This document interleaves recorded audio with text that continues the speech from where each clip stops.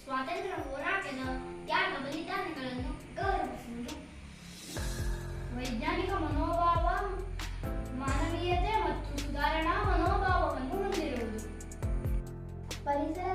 ಪರಿಸರ ರಕ್ಷಣೆಯ ಬಗ್ಗೆ ಕಾಳಜಿ ವಹಿಸುವುದು ಮತ್ತು ಹಿಂಸೆಯನ್ನು ತ್ಯಜಿಸುವುದು. ಹಿರಿಯ ನಾಗರಿಕರಿಗೆ ಸಹಾಯ ಮಾಡುವುದು.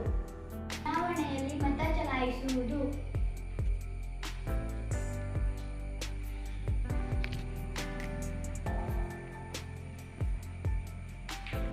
ತೆರಿಗೆಗಳನ್ನು ತಪ್ಪದೇ ಪಾವತಿ ಮಾಡುವುದು.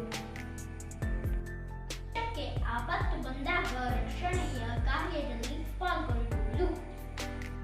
ಸಂವಿಧಾನಕ್ಕೆ ನಿಷ್ಠರಾಗಿ ಅದರ ಆಶಯಗಳನ್ನು ಗೌರವಿಸುವುದು.